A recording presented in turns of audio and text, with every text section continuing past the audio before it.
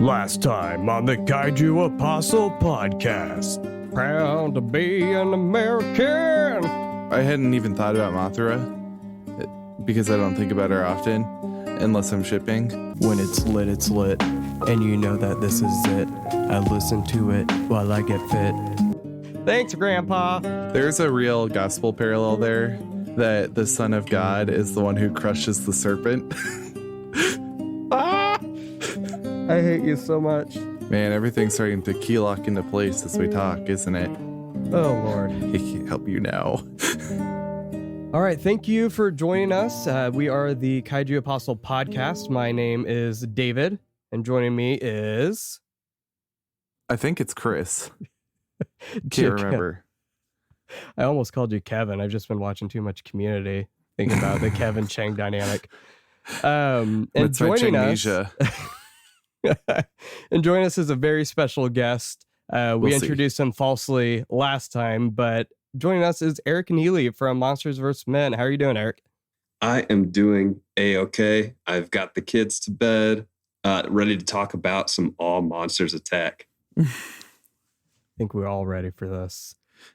But before we get too far, we just wanted to give a thank you to everyone who has been listening to the show. Here about a week ago, we hit 5,000 downloads, and that was awesome, especially for being the niche podcast we are. Very, very thankful for all the support and encouragement and even constructive feedback that we've received thus far.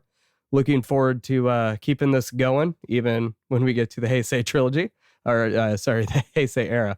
And yeah, so let's go ahead and just get into the episode here. But Eric, yes, it is important that you tell the listeners about yourself, because we do have people that don't know who you are.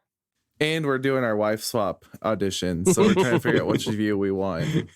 Well, I was going to say, a couple weeks ago, you had on Alex, my co-host on Monsters vs. Men. Today, I like to think I'm the brains of the operation. We'll call him the bronze of the operation. He would probably question that.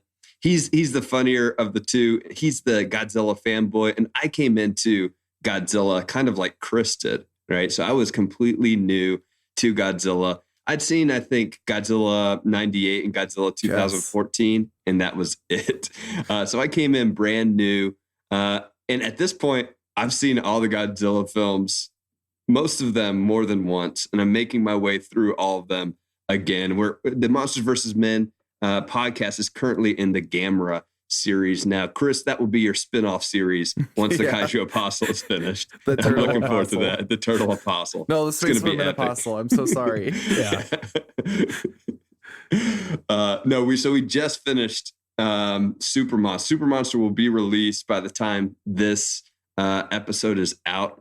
And I think it's one of my favorite episodes that we have done thus far. I know you all reviewed it.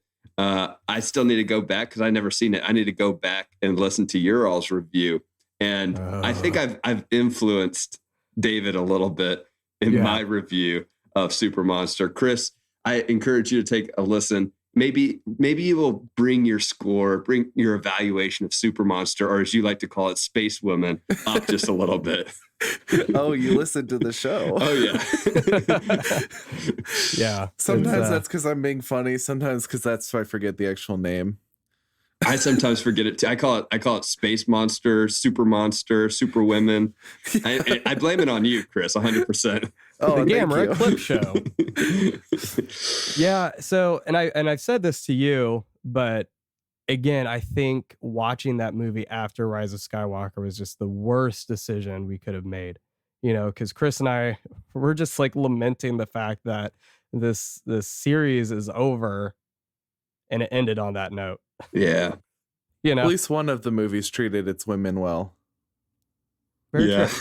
Very true. It's true. But yeah, I think actually by the time this episode comes out, you'll do the Showa.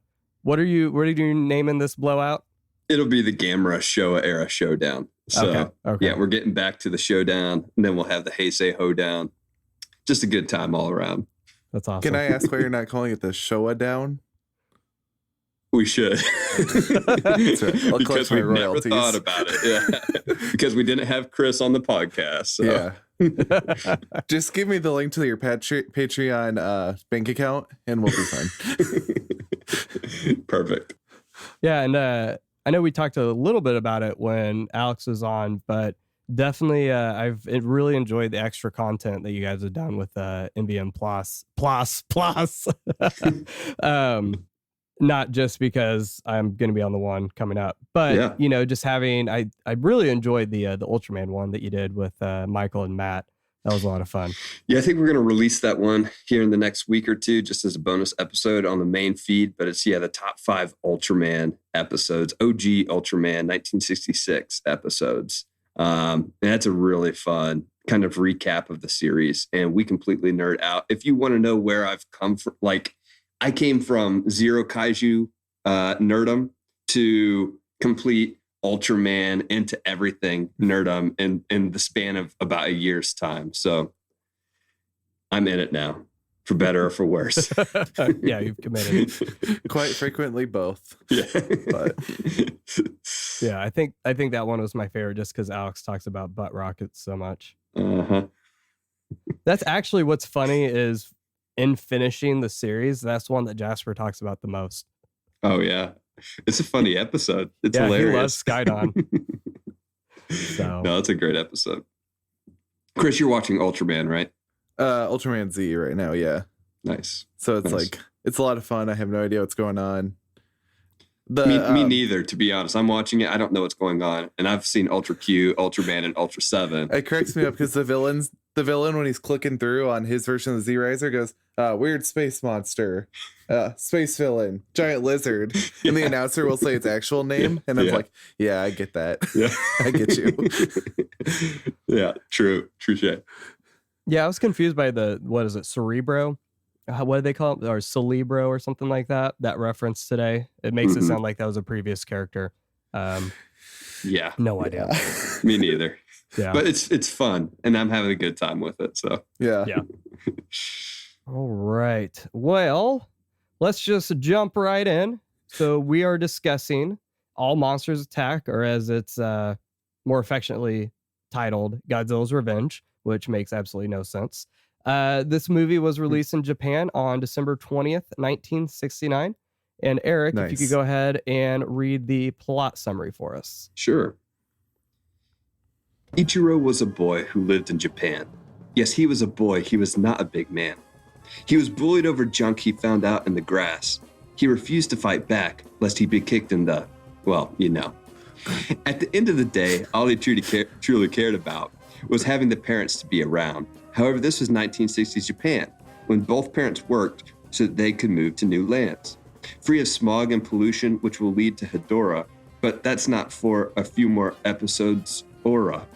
Anyways, while Ichiro is imagining his time on Monster Island, with Manila, Godzilla, and even a giant condor, he gets kidnapped by 2 bank robbers on the lam, and has to think fast, lest he be turned into diced ham.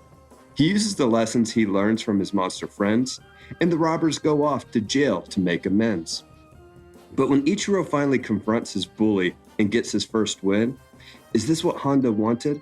A cycle of violence that never ends? Thanks, Eric. Oh, boy. Yeah. That was in great Monsters vs. Men fashion right there. Written by David the Kaiju Apostle himself. I had to. After doing that for Alex, I was like, I can't deny you that. That was great. But staff-wise, so directed by, of course, Ishiro Honda. We get Shinichi Sekizawa back on the script here. Produced by Tomoyuki Tanaka. Now, this is where we get it changed up a little bit. Eric, do you know who did the music for this? I don't. So I'm going to butcher it. So it's Kunio Mayauchi. Anyway, he's the guy that did the music for Ultra Q and Ultraman. Nice. So realizing that as I went back and watched this movie, I was like, I could hear there's a lot of musical cues, which we'll get back to that. And then special effects, the credit was given to Eiji Tsuburaya, but we'll get back to that here in a minute as well. So getting into context and trivia from Dave Klatt's book. So here's the thing. This episode has been discussed ad nauseum in the Godzilla fandom, both positively and negatively. So I really didn't want to, keep repeating the same stuff that everyone's already discussed. So I didn't do a whole lot from these books this time around. But I found it interesting that Dave Klatt says All Monsters Attack wouldn't have existed without the Gamera series, especially Gamera versus Virus, due to an increasingly shrinking budget. So this is a quote from Shinichi Sekizawa. He said, Tanaka asked me, well, Mr. Sekizawa, can you write up a script based on bits and pieces of other films? Sekizawa remembers, of course, Mr. Tanaka, that's what I do best. I am a good editor. So Toho looked at what Gamera had been doing with these films and were like, you know what? We don't have a lot of money, so what can we do? And they took a page from Gamera. So it's kind of one influenced the other, and now it's vice versa at this point, which I thought was pretty interesting. And then Klatt also says that, Tsuburaya gets the special effects nod, but Honda is the one that actually directed all of the new scenes. But Tsuburaya, before his death, ended up helping Honda with the editing process. Getting into the biography, though, what I found most interesting was the fact that the first draft of the script was turned in on September 17th. Filming began October 11th, and it was released December 20th. That was an incredibly short amount of time, especially to get a film like this. And then lastly, according to the biography, there was a spat of child kidnappings and abductions in the 1960s, which also inspired Kurosawa's High and Low, which dealt with child abduction. I think that was released in 1965. So I couldn't really find anything to get into that more. But I know they wouldn't have thrown that in the biography if they didn't actually have like some good sources for that. So I just thought it was interesting that there's other movies discussing that topic as well. It wasn't just a random plot point that they pulled out of thin air. All right, so we're also going to go over the poll that we did. So the question is, you wake up and find yourself transported to Monster Island. The first thing you see is Minya in all of his glory. So our question was, what would you do next?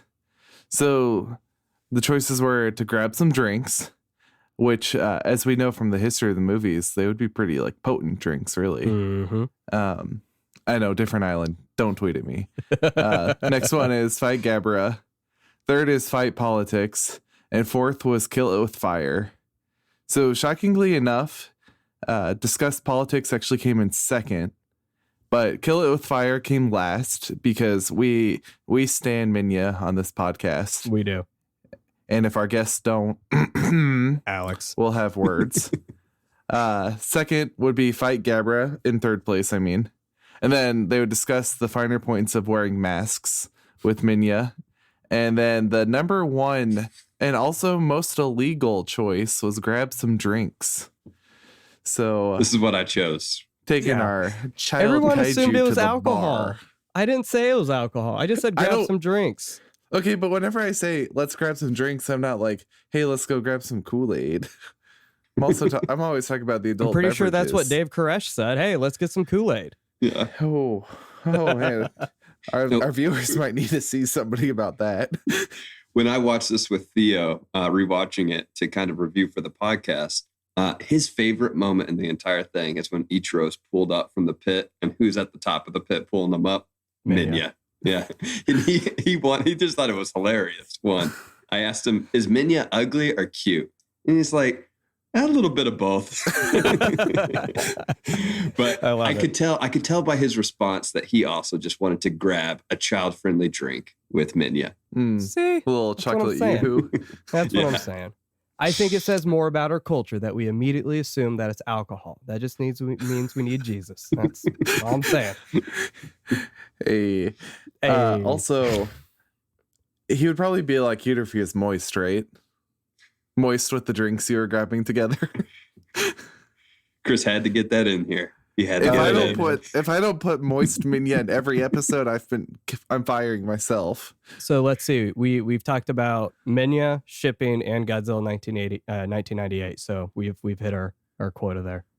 Oh well, my job here is done. Not even Chris. 20 minutes in. All right. So Twitter discussion this time. We only did one. But very, very, very, very thankful for all the discussions that, or I guess all the replies that we had. So the question was, if Destroy all monsters was meant to be the end of an era. All monsters attack is the beginning of another. However, by new and old fans alike, it is oftentimes labeled as a bad Godzilla film. So what does a Godzilla film mean to you? Is All Monsters Attack a good or bad G film? So I try to take a few opinions on the different ends of the spectrum, right? So Jack, or G-Man, said it's a Japanese film about Japanese life and how difficult it was to grow up during that decade. It's the most tender and truly Honda movie of the series. It's not a Godzilla movie, and that's its greatest strength. I'm glad Honda did something fresh for a change. So we have one vote for not a Godzilla movie. Then we had Gojira Destructor said, it's just kind of nothing to me. It reads like somebody's self-insert fan fiction. I get what they were going for, and I appreciate the effort, but I feel like Godzilla just doesn't work as a medium for that kind of theme. This probably would have worked better as an Ultraman story. Interesting reference there. Ben Torres said,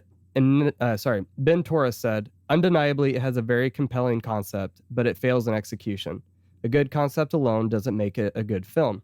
Personally, I'd rather just have seen a film about a depressed child and his working mother.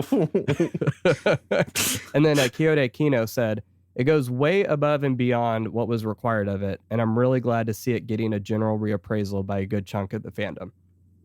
So, I left that one last because I felt like that'd be a good segue into our discussion. Just at first, thoughts on the movie itself. So, Chris, since this was your first time watching it, love to hear your thoughts. And then Eric, I know, actually, I'll let you share your thoughts after Chris.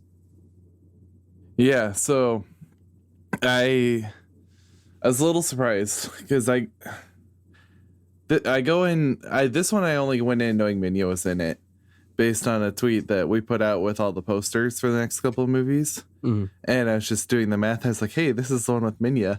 And then he spoke, and I was like, what is going on here? But actually, so I'm going to maybe frame my thoughts in the question that we just asked. Is it a good movie, and is it a good Godzilla movie? And we even just said Godzilla movie. So in terms of, was it a good movie? I actually, kind of enjoyed it. Because I mentioned last week, I'm not watching these in any order. So if there's a better one that I could have watched sooner, that's not how I'm watching it. So I kind of like this change of pace. I like this different take on it. And I kind of would actually love to see more franchises do something like this. Take a movie, there's 54 of these. There's 54 of these. If you don't like this one, just move on. But I just liked it. I thought it was a little silly at times, a little campy, but come on, that's what I kind of want. Mm-hmm. As far as it a good Godzilla movie, it's maybe not compared to the last couple, but isn't kind of the point that we've seen shifting the main monster means shifting the genre a little bit. Mm-hmm. Mothra shifted not a ton. It wasn't wholesale like this one, but Mothra feels like a different type of movie.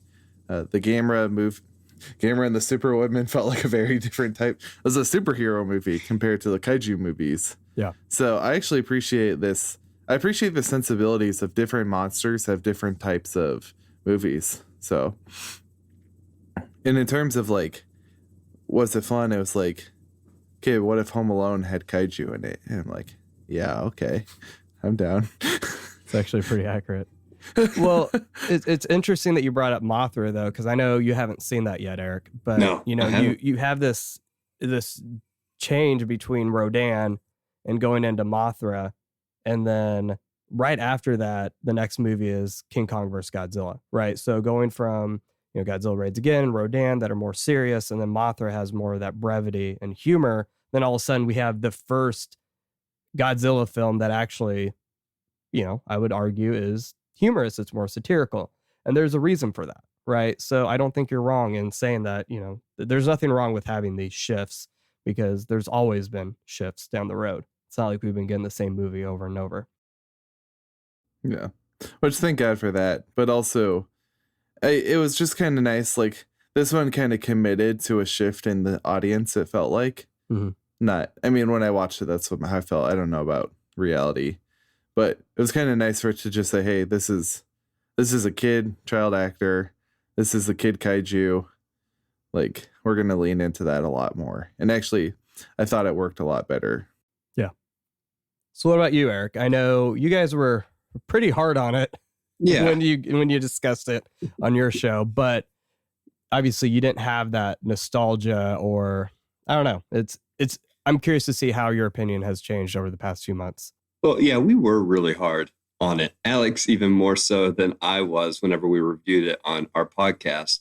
And I think part of that also comes down to the fact that we're watching these movies 1 week after the next. Mhm. And so whenever we just recognize the footage from the past 3 films right off the bat, it takes us a little bit out of the film. And I think that's done creatively, actually, if you're taking a look at the narrative of the story.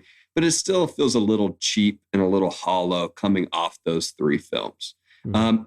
I like what Jack or G-Man said, that he wouldn't necessarily call this a Godzilla film. I don't know if I'm all the way there. I still think I'd call it a Godzilla film. But where I think it succeeds the most is actually in its non-Godzilla moments, in the quiet and tender moments between mother and son.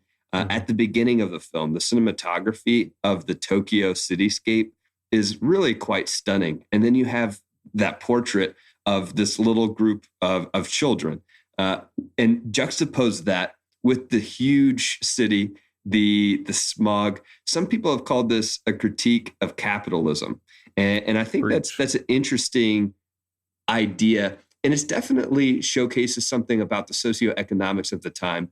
Whether or not you want to get into like the capitalistic criticism, maybe, but it definitely shows what happens to kids in certain socioeconomic times. Especially, it seems like this was a pretty prevalent issue in Japan in the 60s with the latchkey kids. And I'm sure, David, you could inform us more about the latchkey kids issue in the 60s.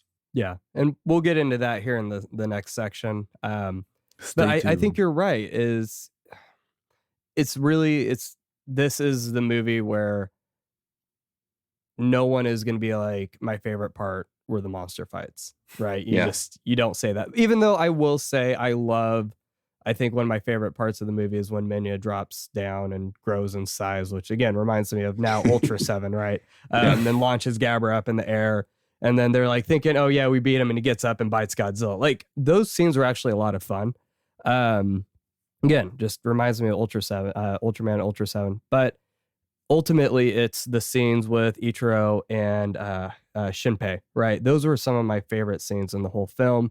Even just the small moments where he's going to the bar and he finds the cops, right? And they're like, yeah, we're just taking a break, but we're going to keep searching. Like, especially in today's climate, it was refreshing to see cops not portrayed as, what we are used to. Yeah, totally. So here's my question then, is with the stock footage usage and with the fact that you guys just discussed Gamera Super Monster, which film do you feel like uses the stock footage more effectively? So I actually think it's a little bit, this is a cop out. It's going to sound like a cop out, but I think it's pretty close because they both use it within the frame of their narrative. Here, you get that imaginative monster island. So this, and Chris, I don't know, like, I didn't pick it up until a little bit into the film the first time watching it. But the reason people like Jack say this isn't even a Godzilla film is because Godzilla may not exist in this universe that Ichiro lives in, like as a real monster. It may just be Ichiro is just a fan of the Godzilla franchise, kind of like we are, right? Sure. And that's the angle I really like to take with this film. Now with Super Monster, that it kind of actually plays the same way, honestly. Like, I think you can make an argument that some of what's happening in Super Monster is actually happening in Kichi, the child protagonist in that film's kind of mind and imagination. It's a little bit less explicit, but the director, Yuasa, actually weaves the stock footage into the narrative, even more so than All Monsters Attack, to be fair. But I will say both of them, you can rag on the stock footage all you want, but they chose good moments of stock footage. Like, they chose the highlights of the previous films. to bring into this film. So honestly, to me, it's right there at the same level. Yeah. And that's actually what I expected you to say. Because I agree. Now that I've thought about it more, I still think Super Monster isn't shot as well. I don't enjoy the plot as much, but I think when you look at it as hey, I mean, it actually would take a lot of effort to come up with a plot and integrate all that stuff.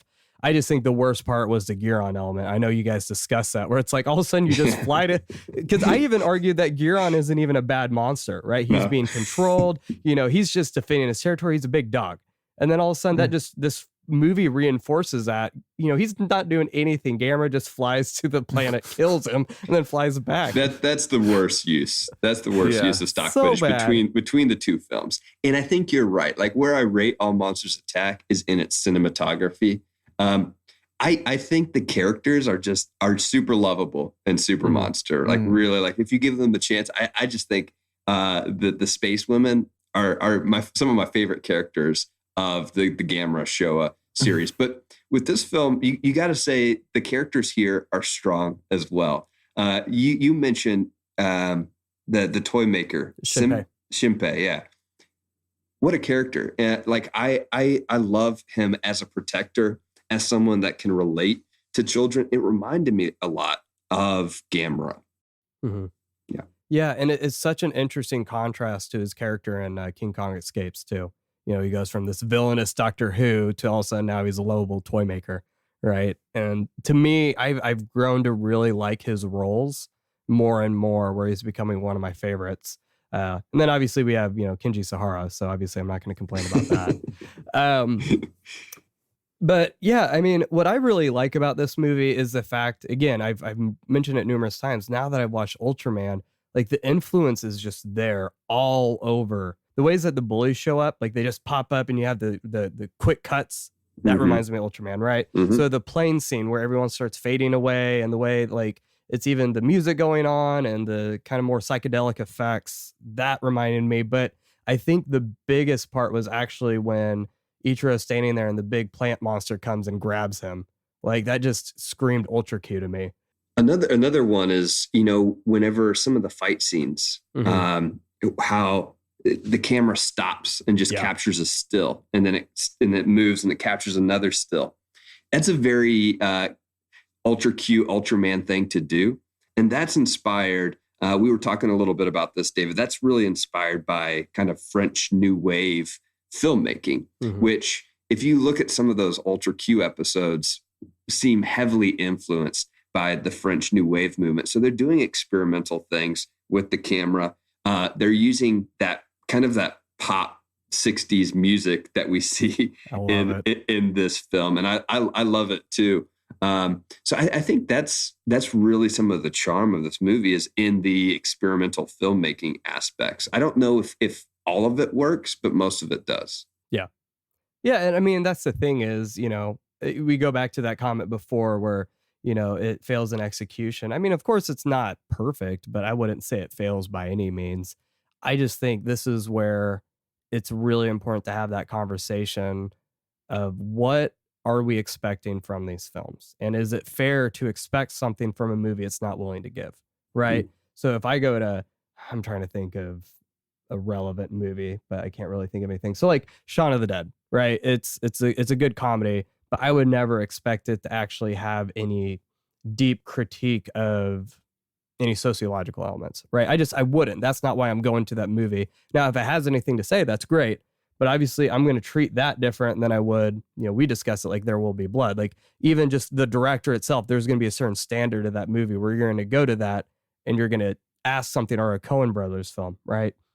So when you watch All Monsters Attack, you're asking yourself, like, if I'm upset or if I don't like this movie, is it because the movie itself, or is it because what I've grown to expect from a Godzilla film? So do you guys feel like that's fair? I think so. I think it's if the franchise is going to tell you we have a lot of questions, we have a lot of things that we want to talk about, and then it decides on one that we're not, that's its decision. It's allowed to do that. But I think like it's not unfair to think it was going to go along the same way the others did before it. Yeah. Yeah, I think See, you're asking kind of two things here. One, like if you go in with a certain expectation as to what a Godzilla movie is, does this meet that expectation? Yes or no? Yes and no. Do you go into this movie with an expectation that you're going to like take away a meaningful theme and lesson like you would in a Coen Brothers film? It's going to make you think a lot whenever you go home and you're laying in bed at night. Well, actually, you might, but whether it does it coherently, that may be another question that we can dive into, because I think there are some issues here about the overall message being portrayed that we can get into, and some issues that it may be fair to critique this film for, some issues that it may not, and we'll get into it, I'm sure. Yeah. Yeah, I just think the big thing is, if someone doesn't like it, yeah, that's a completely valid opinion. I think we've established on our show that, like what you like, there's nothing wrong with that.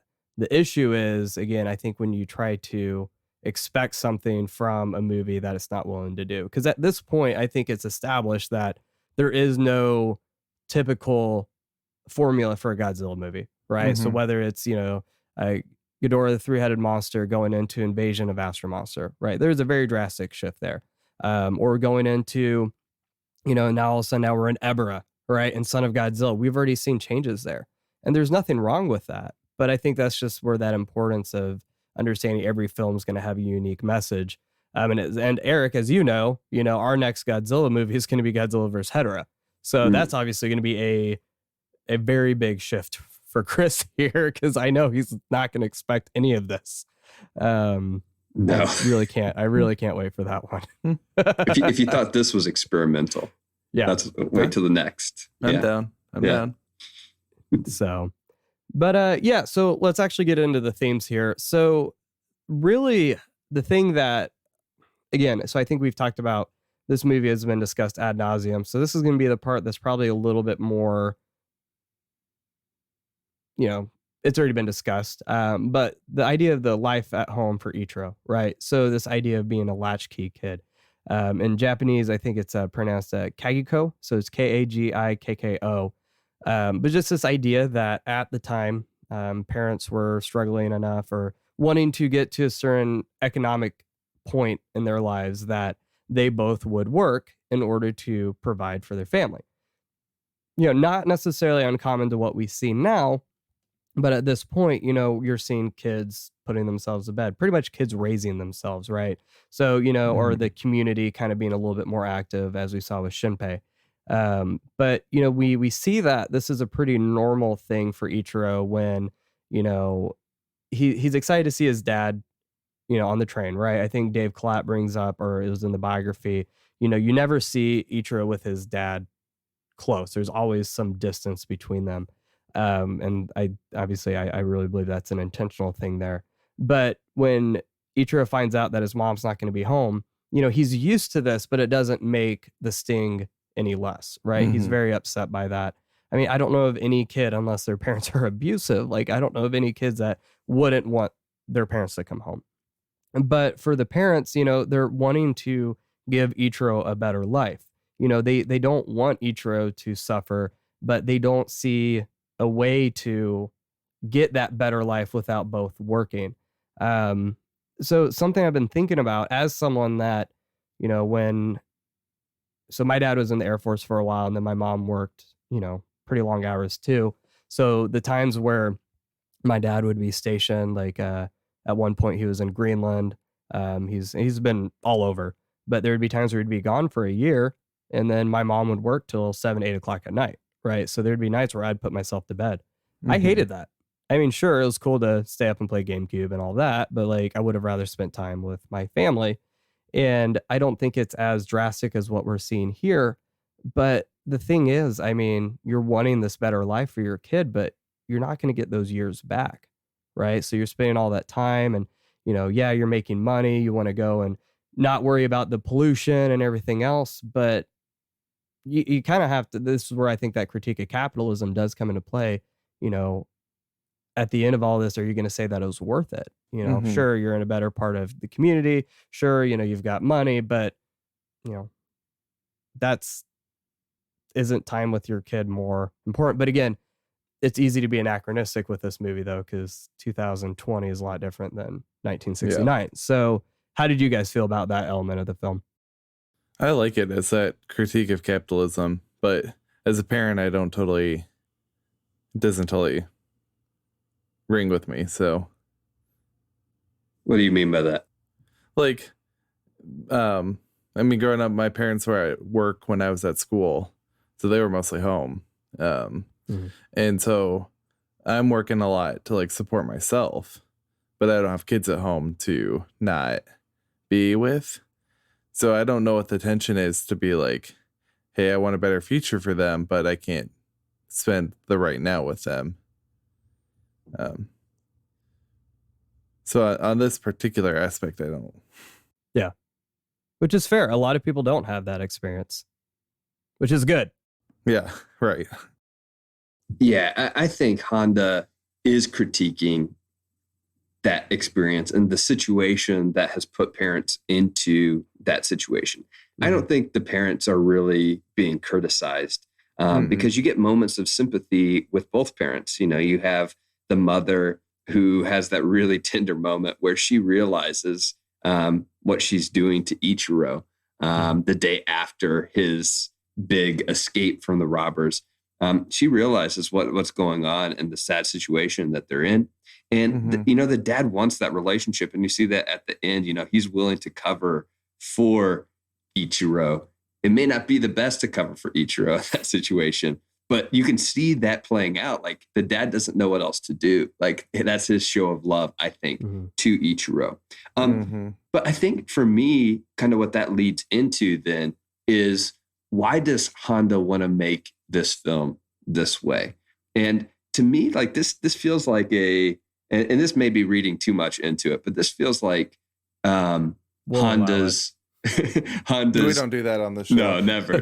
Neither in ours. We never read too much into things. No, but it feels like Honda's. I'm going to butcher the French term here, but it's raison d'être, right? Which is like his reason for existence of like his filmography.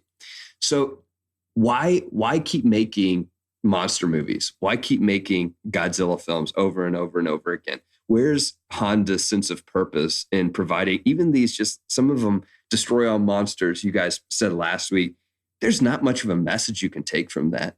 So why keep on making these monster films? Well, they are an escape. They are an imaginative outlet. And that's what we see with Ichiro. Ichiro, whenever he faces tough times and conflict, where does he go? He goes to Monster Island in his imagination. What helps him get out of the situation with the robbers? It's reflecting upon his own imagination with Monster Island to come up with creative solutions to get out of that situation. That's what helps him through that hardship. So I think in kind of this indirect way, Honda's saying, like, here's what I'm offering. Like, I'm offering an escape. And that's okay sometimes. I don't always have a heavy-handed message like in Godzilla 1954 or Mothra versus Godzilla. Sometimes you just need an escape from these socioeconomic conditions that are happening right now. Yeah, I don't think you're reading into that at all. I mean, reading into it too much. I think that's absolutely accurate because, so I don't know how it is where you're at, Eric, but at least here in the Kansas City Midwest area, it's a common trope to insult people on benefits, right? Or, whether it's food stamps and all that stuff, so for myself, like we had to apply, oh God, I can't remember. It's Medicaid. What's the meta what for families? Is it Medicaid, Medicare? I don't remember. We actually have the insurance, the provider now. But anyway, so, we had to apply for that with Harlow, right? I've never been at a point in my life where I've had to apply for government assistance for anything. It was a very humbling moment, but that's what happened when I was furloughed from my job and, everything else. Like I didn't ask for that, but that's just kind of the culture we're in. So we don't think about with food stamps and government assistance, we're living in a society that a lot of these people didn't ask for any of that, but they're just trying to succeed, and they're trying to succeed in the system that was created before they were ever even born, a system that doesn't care about them at all and will happily let them die because it's a system. It has no, that's just how it operates, right? It's operated off of gain and profit. So when I look at Ichiro's parents, I mean, yeah, I don't think they chose that lifestyle in the sense of they want to not be with their kid, but for them to have the life that they feel like they need, they're trapped in that. And that's the decision that they made is, well, they want a better life or cleaner air and, probably a little bit less busy. So yeah, all that said, I mean, I can't fault them because they're stuck in the same system that a lot of us are in. And they're just trying to provide for Ichiro, but it's hard because you do have to make that decision. When Mallory and I decided that she was going to stay at home with Jasper and now Harlow, we took a huge cut financially. And it's been really hard for us doing that. But that was just a decision we had to make is like, well, do we want to make more money, but then spend less time with our kids? Right. I have to miss out on time with them, but she doesn't. So that was the decision we had to make. And I kind of want to go back to this idea about like escapism and the imagination, because I'm getting this real like Richard Hayes conversion of the imagination feel from that. So his central thesis in this book is that Paul preaches to Gentile communities using the Old Testament, like using these stories to shape their identity, to shape their imagination and the way they think about themselves and the world around them. So it's kind of the same thing we're seeing here is like, after almost a dozen Godzilla films, our imagination has been changed. Our way of thinking has been changed. So even if every single movie doesn't have something to offer, it's like this whole collective weight of all of them together has given us a different kind of framework, a different world to exist in. So like all together as a force, we see Ichiro now, like he has the stock footage, but he also like comes up with his own ideas based on what he thinks they're going to do. So it's also like N.T. Wright talking about the human history being a 5-part drama. We're in the 4th act where we don't have the script. We just have the first 3 acts. So now we're kind of going forward with the wisdom of the people before us and the stories we've inherited. And now we're crafting a new future out of that based on what we know about them and what we think about them, what they think they would do. And from that, we come across as like, maybe not better, maybe not perfect, but like less imperfect than we were before. And we're given new cognitive skills to like remap the world we live in, to kind of see that like what I see right here isn't it. There's something else going on that like shifts our imagination to like give us a better, like more hopeful view of the world that says my situation isn't like forever. It's not ultimate. There's other stories and narratives going on that can help me escape from this, whether it's materially or right now it's like spiritually. So, yeah, absolutely. And I think that's something we've talked about before too, where, escapism in itself is only natural, right? I mean, God, I daydream all the time. But obviously the danger, of course, and this is where we'll get into the next section here in a minute, is how can you take it too far? Right? If you're just watching these, like, is a Godzilla movie the proper place to take and learn ethics and moral responsibility?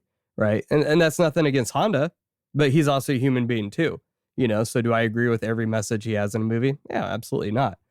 So I think, at a certain point with the escapism, like, of course it's fine to watch Godzilla movies and kind of turn your brain off and get away from the world. But at a certain point, if you don't come back to the world, then you're stuck, and that's not healthy either. Yeah. It comes down a little bit though, to that quote at the end, by Shinpei, the toy maker. And I knew you were going to say this quote. I actually don't remember the exact quote, but he says something along the lines of, well, it's different actually in the English and the Japanese version. In the English dub, he says, something like, adults have our heroes. Why can't kids have their monsters? And in the subs version, it says, adults have their gods. Why can't kids have their monsters? And so I asked a friend of mine who speaks Japanese what that term was. And she said that term, is it heroes or gods? I was like, because that makes a difference, honestly, in what Honda's trying to say. And that term is kami, which means spirit or deity. it's not necessarily religious. So I don't think Honda here is being like, you know, adults have their religion. So why can't kids have their monsters, their playthings? I think, you know, what he's saying is we all have these avenues of escape. Why can't kids have avenues of escape that are Godzilla? Or heck, we're adults. Why can't we have Godzilla as an escape from time to time? Right. And I just love that line because I think it really captures the essence of what's happening in this film. And honestly, it captures a little bit of the essence of the entire franchise and the entire series, in my opinion.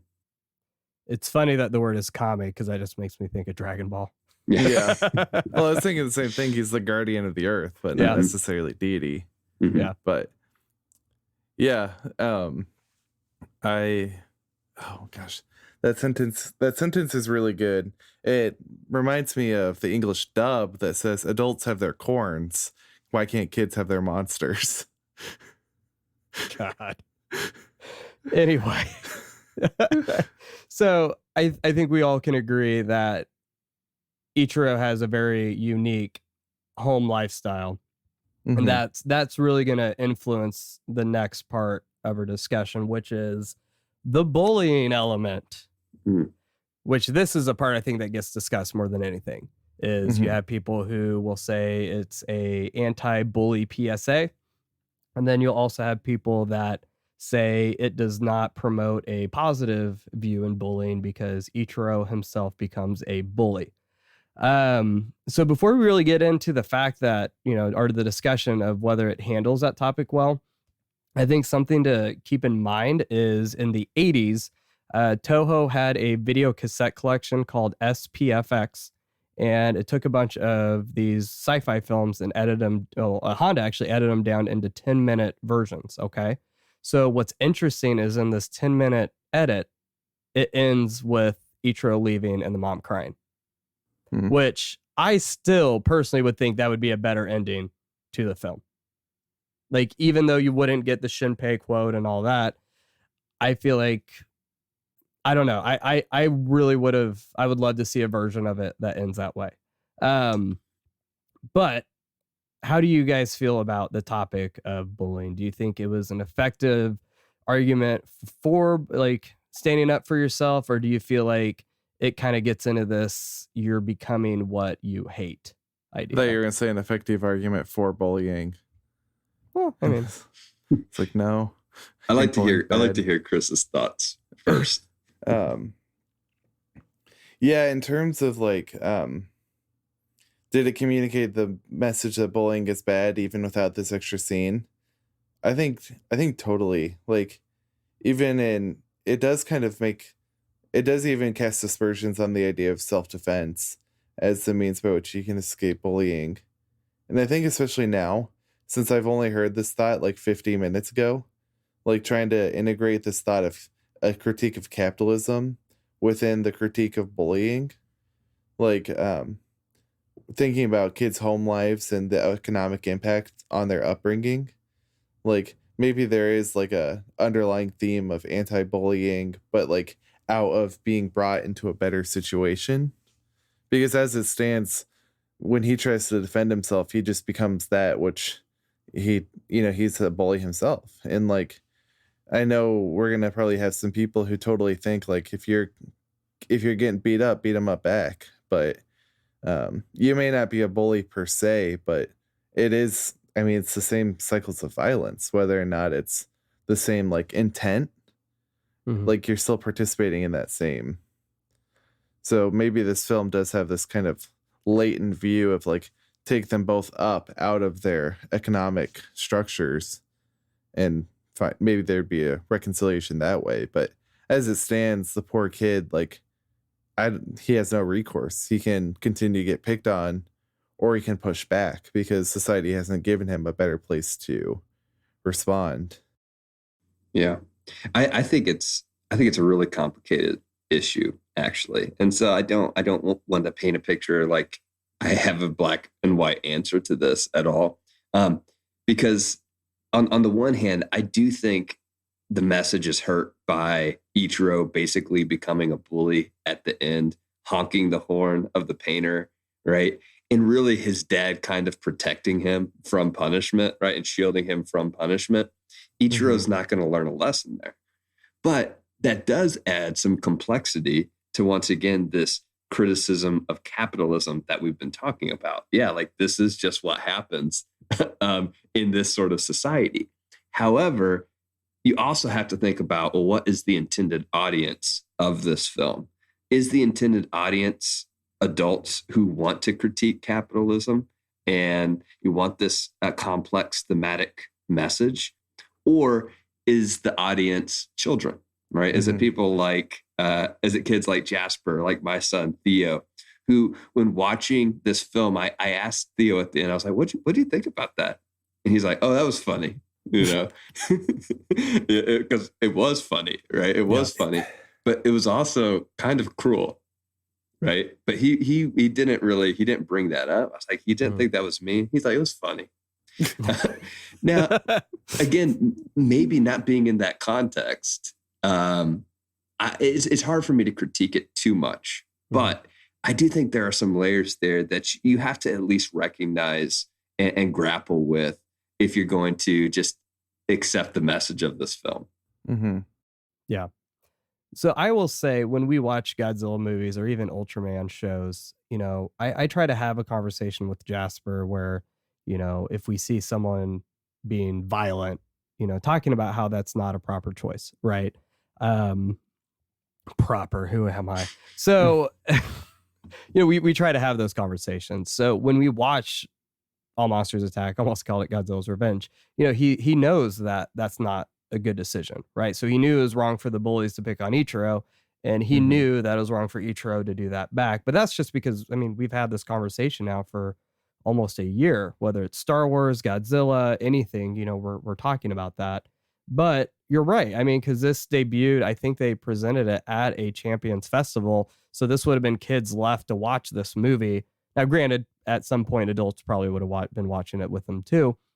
But you're probably going to have a lot of kids that wouldn't have an adult talk them through that scene. Right, so they're kind of left on their own, like Ichiro, to figure this out. So, you know, some questions I have for us to discuss is, you know, I don't really think it's fair to blame Ichiro for doing what he's done, you know, because we've already talked about the socioeconomic situations here. So isn't society to blame for the fact of putting that pressure on his parents to leave him alone and having to learn these lessons alone at such a young age? You know, I mean, let's be honest. If the mom would have been there, he wouldn't have been kidnapped.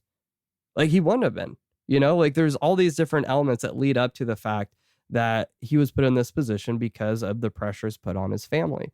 So I can't really expect a child to act any other way. Like, how long does a kid have to be bullied before he finally fights back without having some kind of catalyst to shift that dynamic, right? I'm not going to expect a kid his age, you know, especially in 1969 Japan, you know, where all of a sudden now he's going to start quoting, you know, you have heard it was eye for an eye, but I tell you to turn the other cheek, right? He's not just going to pull that out of thin air.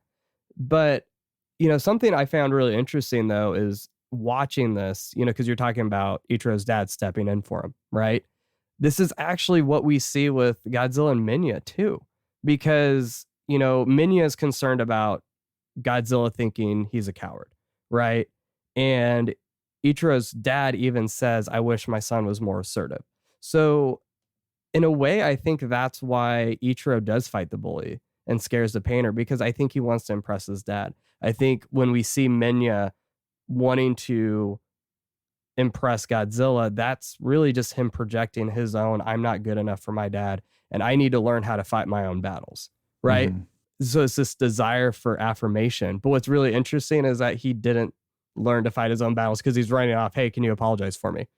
Because he realizes it's wrong. He gets caught up in the moment and he's like, I should not have done that. So Dad, can you fix this for me?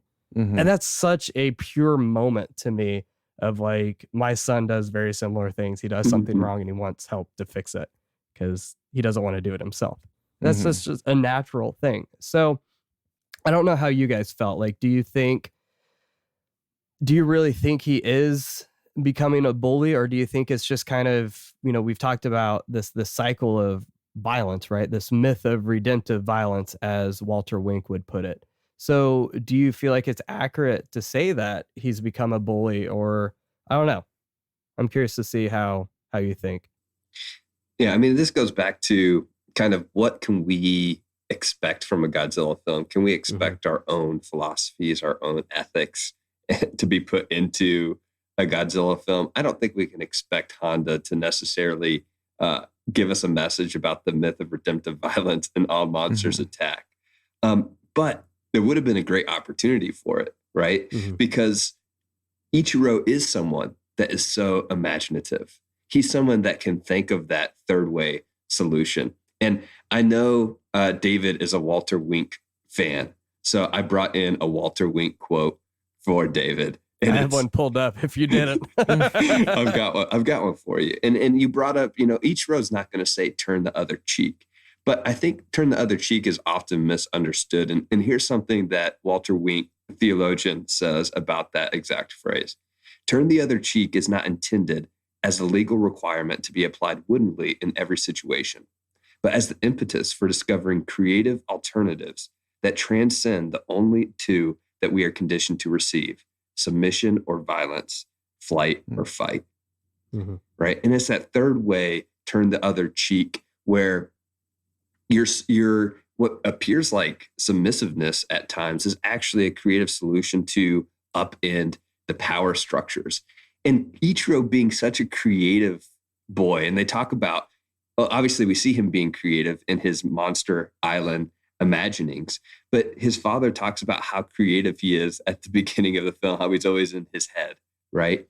It would have been an awesome opportunity for a creative solution to kind of confront the bullies. But again, how much can I expect Honda to give us that in All Monsters Attack? I'm not sure, but it does seem like it would have been an awesome opportunity. Yeah, absolutely. And we talked about it. I don't remember which episode was it. Was it Destroy All Monsters when we talked about the nude protester up in Portland? Yeah. Yeah. So, I mean, that in itself is a demonstration of the third way, right? So it's like, hey, we see violence, and what do? You do something completely out of left field, because with Walter Wink, he talks about the myth of redemptive violence, and he says it's the story of the victory of order over chaos by means of violence. It is the ideology of conquest, the original religion of the status quo: peace through war, security through strength. These are the core convictions that arise from this ancient historical religion, and they form the solid bedrock on which the domination system is founded in every society.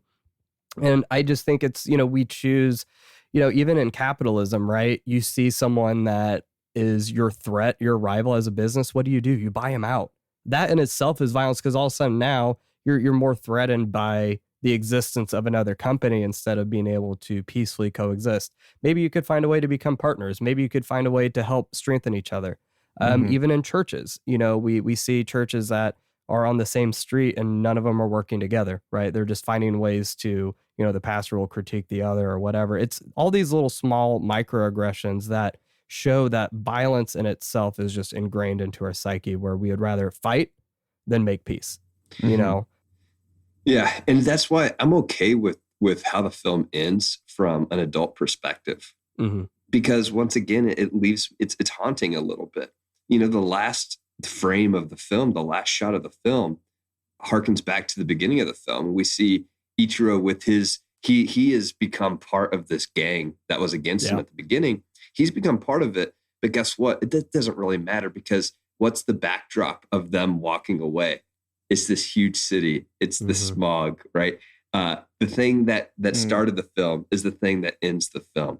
The kids against the backdrop of the city alone, with no parents and adults in sight, right? So from an adult perspective, I think it's really complex and interesting. It is something that will keep me up thinking about it at night, actually. But from a kid's perspective, and I don't want to dumb down a children's film, but from a children's perspective, this is something that I think could be easily confused.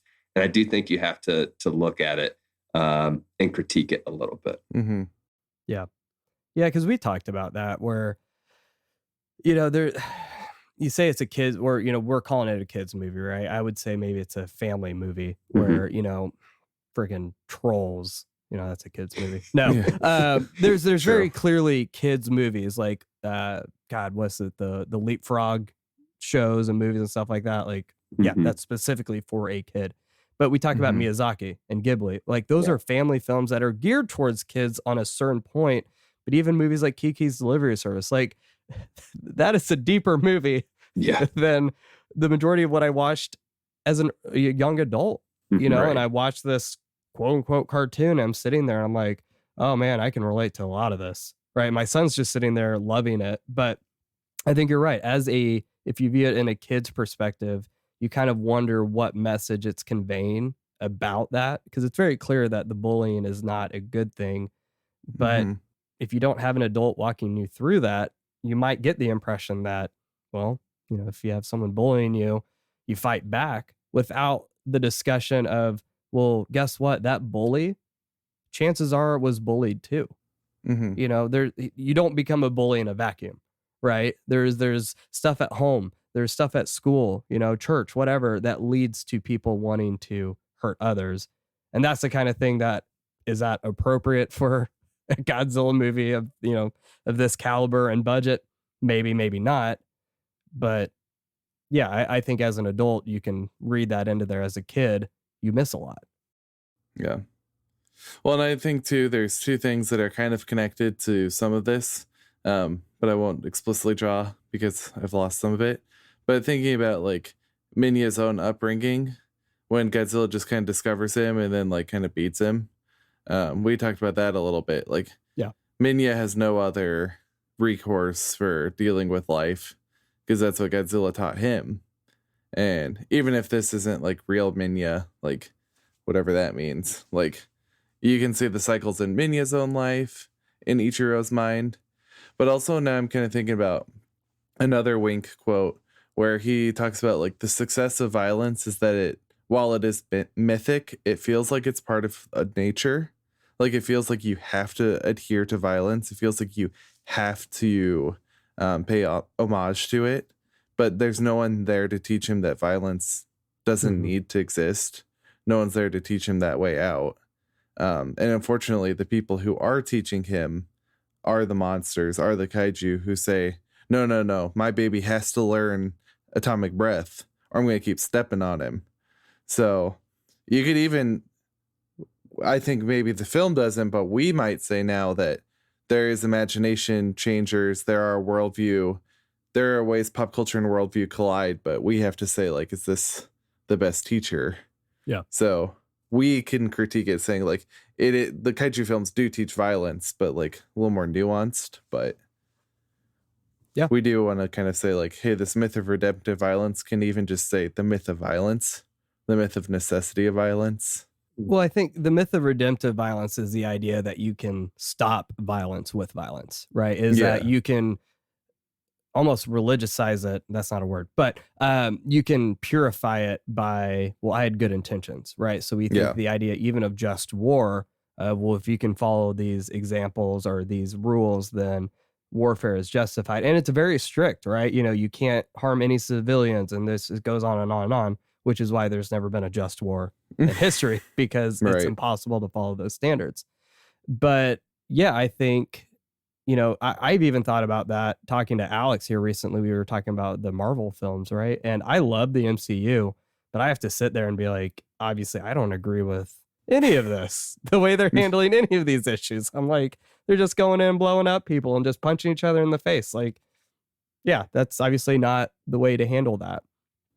And the MCU does a particularly poor job of it because you find most people say the villain was probably right.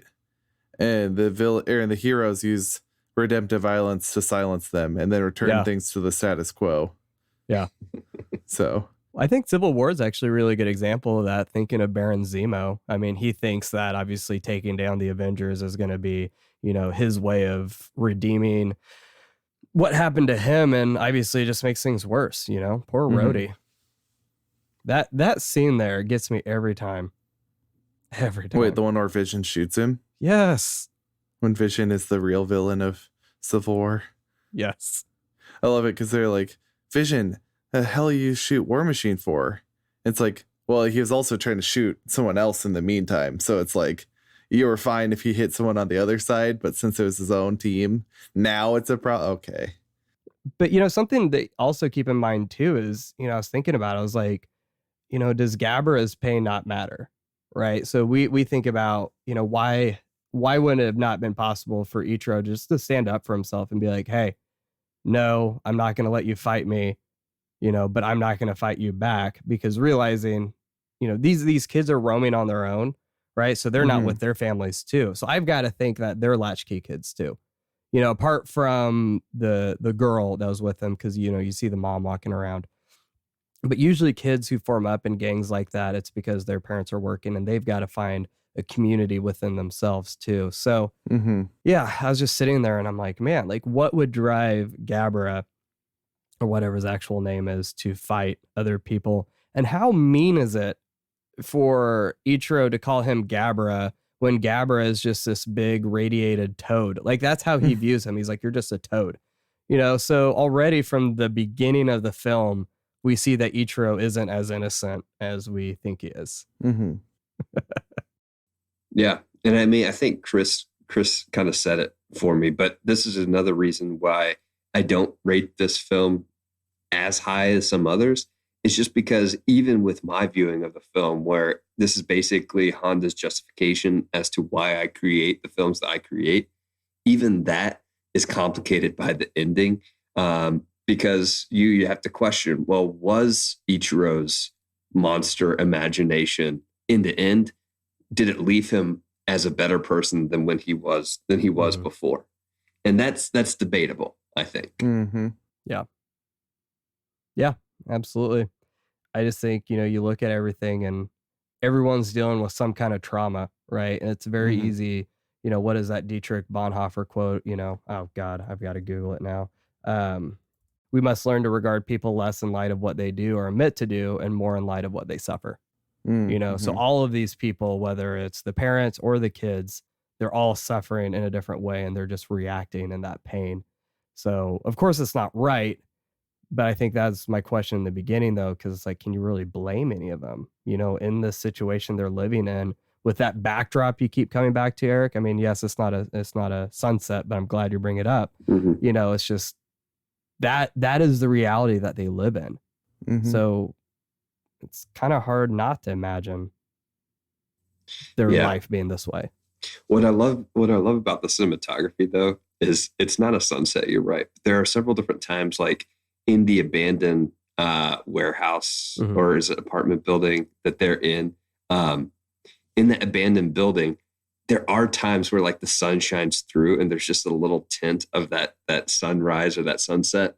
And you got to know, I got to give my, that's a good shot award to one of those moments, because it is like just a small moment of hope, I think, is kind of what it represents to me, in the midst of really this contrast between the bright colors of Monster Island that he imagines. And it is a more bleak, dull sense in like the real world. There's a contrast there between the two worlds that I think is showcased really well in the cinematography. And occasionally it just bleeds through, which I like. And you see that sometimes in some of the cinematography. I just think it's beautiful how it's done. So here's the most important question then. What was Shinpei watching on his computer? Like, was that a live broadcast? Was that just TV? That bothers me to no end, because I don't know what that's supposed to be. That's funny. I don't know. Yeah, I'm sure someone will know. But every time I watch it, I've just been trying to figure that out. I'm like, because either he's super smart and just figured out a way to like have a camera on the moon, or I don't know. Yeah. Which is amazing, because no one's ever been to the moon in real life. That is very true. It's such a convincing soundstage. Hey, so are we going to the conclusion? Because I really need to share my deep theological thought for this episode. I would make room for that. Yeah, it's Stockholm syndrome at this point. I love it now. So you know how Jesus is our great high priest who's gone into death before us, that he could clear the way, that in his death we could die with him, but then be raised with him? Sure. In the same way, Minya went before Ichiro into fighting his bully to pave the way for him to be his representative, that he could show him the way toward life and, living like the son of Godzilla. Please, from now on, just refer to Minya as High Priest Minya. High Priest Minya. Sacrificing many fans' fandom on the altar.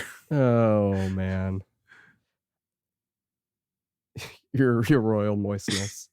Oh. Sorry, I had to work that in. If we named our episode something other than the name of the movie, Royal Moistness would have to be it. Oh boy. All moistness attack. Monsters versus Moistness. Okay. Anyway, so at the end of it, guys, how I don't want to do like a rating and ranking, but Eric, so how would you view this in light of the other films in this era? And Chris, I want to hear that as well. Like, where would you think you would place this roughly? I know you didn't really prepare a statement. It's really hard, honestly, just taking all things into consideration. It feels harsh on it, honestly, to rate it at the bottom, but it is one of my bottom tier Showa era films. Not because I think it's poorly made, but just because of a couple issues that we've talked about. I think the non-Godzilla scenes are better than the Godzilla scenes. And honestly, if you take the monsters out of this movie, I'd probably enjoy it a little bit more. And that sounds harsh coming from a person with a Godzilla podcast, but it's true. Sure. But I like it. Honestly, I liked it more this time than I did the first time around. Theo liked it. And, so to me, it's doing its job. If I enjoyed it more this time than I did the first time around. But you do have to ask yourself, look, we read a lot into this movie. Sometimes when you have to read this much into a movie to kind of get something out of it, you do have to question, well, how much is there in it when we don't read that much into it? Yeah, fair. So it's just something for me that I think about every once in a while. Yeah. What about you, Chris? I might put it a little more favorably, but that was a pretty good critique. Yeah. See, that's my thing is I enjoy it without having to read into it. So when I came back in and started watching these movies again, I thought I was going to hate it because I remember the scenes. I remember Gamera, his roar. I remember the right? And it just drove me crazy, the thought of it. And then I came back in, I'm like, no, this is actually really good. I really enjoy it. So I know for me, and there's a few non-Godzilla movies in here, but for our Showa film so far, it's ranked number 10 out of 19 so far. But Godzilla films, it's 1, 2, 3, 4. It's actually in 5th, behind Invasion and then King Kong vs. Godzilla. So it's just one of those things where, despite what I thought going into it, I actually enjoyed it a lot. And it's continually warmed up and up to me, especially having my son. I mean, he loves this movie too. That's one of those things I've realized is the things I think I hate, if someone else doesn't hate it, I don't know. It's like the Ewoks, right? People will talk about that, or Gungans. But as a kid, I loved it. So I don't feel like I should be obligated to not like it just because I'm an adult. Yeah, totally. No, you're just not a true fan anymore, David. I never have been. Never have been. So, Eric, if you wouldn't mind, tell our listeners a little bit more about like MVM Plus, where they can find you, maybe some stuff that if they start listening to you guys, what to expect in the future. I mean, we are Monsters versus Men. You can find us at mvmpod.com, and there's a link to our Patreon for MVM Plus right over there. On MVM, just the normal podcast, we cover one movie at a time, one series at a time. We've made our way through Godzilla. We're getting close to finishing Gamera, and we're still debating where to go with our next series. But on MVM Plus, we really kind of just get into whatever we want to, and it's a good time. You can find us on Twitter, MVM_pod, on Instagram, we're MVM_pod. as well. I like to engage with people on Letterboxd. My co-host Alex is terrible at it, but I like to engage with people. He's so bad. Well, he is terrible, period. But he's also terrible at Letterboxd. But you can find me at Eric Neely on Letterboxd. And I love to engage with people there because, again, I came into Godzilla as a film snob. Well, that's what everyone calls me. But I enjoy films from all genres. So hit me up on there and we could have a conversation just about anything. Yeah, I definitely love reading your reviews on there, but it bugs the piss out of me when you say you watch a movie and you don't review it. Like, I'm still waiting for your Gamera Guardian of the Universe review. I'm just sitting here and waiting. Yeah, and you can't share your thoughts on it yet because that episode won't be out. But I've got to ask you, though, how much do I have to pay you to watch Kong Skull Island before you guys discuss? I hate the fact you guys are waiting for Godzilla vs. Kong to watch that because it's my favorite movie in the Monsterverse. You wouldn't have to pay me too much. I'm really wanting to watch it anyway. And I don't know if I can wait till May because it would be like the week before Godzilla, King Kong versus Godzilla. And asterisk. Yeah. May asterisk. It may come out in May. Or on HBO Max, one of the two, right? I still think that's going to be the case. I don't know about you guys. And that's what's crazy, right? With Mulan, that's coming out on Disney Plus now. Like that blows my mind that that's actually happening. Like they're just going to sink all that money into there. I'm just worried about having to pay $30 on opening night to watch that movie. Disney Plus. Yeah, that's expensive. But they did say that if you pay for it, I think you keep having access to it or something like that. There's cool. some interesting stipulations on there. But yeah, I'm definitely really excited to discuss Kong Skull Island on this show. I know when it came out in theaters, I wasn't as into Godzilla then, so I didn't go see it, and I'm really bummed because it's a gorgeous film. The soundtrack's actually really good. I'm not familiar with the composer. It's Henry Jackman. Oh, he's the one who did the Lord of the Rings movies. No, it is not. Yeah, the director. Okay, anyway. You're thinking of Hugh Jackman. Oh, that's right. Okay, yeah. Oh, boy. Anyway, before anyone else just completely writes us off, Eric, thank you so much for joining us tonight. Yeah, thanks for having me. I really appreciate it, guys. It was a real honor for you to be here with us. Super honor. Just like Alex was honored, I am honored as well. So thank you again, everyone, for tuning in to the show. If you like what you heard, if you have a comment you'd like to share, or if you just need to pray for us, please make sure to let us know over at our Twitter page. Our handle is Kaiju Apostle Pod, or you can send us an email at contact@thekaijuapostle.com. You can also follow Chris over on Twitter at Chris Worms. That's WERMS. I am noticing that more and more of our followers are following you, Chris. So I'm happy about that. What are you watching right now? They're probably all like, what am I following him for, though? What are you watching Sentai-wise right now? Yeah, so I'm like finally halfway through Gekiso Sentai Car Ranger, which is one that becomes Turbo, which is different from Sentai Turbo Ranger, which is another car-themed one. But Car Ranger is hilarious. So if you've ever watched any Sentai, you have to watch Car Ranger. Okay. All right. So until next time. May Mothra watch over you, Godzilla empower you, and High Priest Moist Minya bring you joy. And try to stay alive as well.